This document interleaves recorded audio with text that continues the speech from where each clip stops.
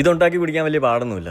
ഇത് കുടിച്ചു കഴിഞ്ഞാലുള്ള ഗുണങ്ങൾ എന്താണെന്നുള്ളത് കമന്റ് ബോക്സിൽ പിൻ ചെയ്തേക്കാം. പക്ഷേ ഇതെങ്ങനെയാണ് ഉണ്ടാക്കണേന്ന് അറിയണ്ടേ? ഹലോ ഗൈസ്, കാർത്തിക്കാണ്. എൻ്റെ കൂടെ ലിയോയും ഉണ്ട്. നമ്മുടെ നാട്ടിലിപ്പോൾ ഞാറക്കയുടെ സീസണാണ്. വഴിയരികിൽ ഒരുപാട് കച്ചവടക്കാർ ഈ സാധനം കച്ചവടം ചെയ്യാറുണ്ട്. നിങ്ങൾ ചുമ്മാ വാങ്ങിച്ച് കഴിക്കുന്നതിനകരം ഈ ഒരു മെത്തേഡ് പരീക്ഷിക്കും. 3-4 ഞാറക്ക എടുക്കുക. അത്യാവശ്യം ബൾബ് പോലെ പഴുത്തതായിരിക്കണം.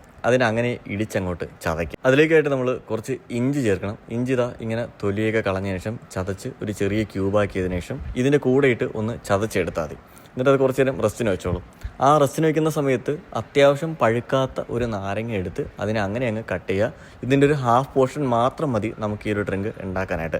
അല്ലെങ്കിലും ഈ ടൈപ്പ് ഡ്രിങ്ക്സിനൊക്കെ നാരങ്ങ ഒരു വലിയ ബേസ് ഇൻഗ്രീഡിയൻ്റ് ആണ്. നാരങ്ങ എടുക്കുക, അതിനെ ഗ്ലാസ്സിലേക്കായിട്ട് അതിൻ്റെ ഹാഫ് നന്നായിട്ടൊന്ന് സ്ക്വീസ് ചെയ്തിടുക. സീഡ് ഉണ്ടെന്നുണ്ടെങ്കിൽ അതെടുത്ത് കളയുക. അതിലേക്കായിട്ട് നമുക്ക് ആവശ്യത്തിനുള്ള പഞ്ചസാര മാത്രം ചേർക്കുക. തേന് ചേർത്ത് കഴിഞ്ഞാൽ അത്യുത്തമം. നമ്മുടെ നേരത്തെ കൂട്ട് റെഡി ആയിട്ടുണ്ട് കേട്ടോ. ഈ കൂട്ടാണ് ഈ ഒരു ഡ്രിങ്കിനെ വളരെ ഡിഫറെൻ്റ് ആക്കുന്നത്.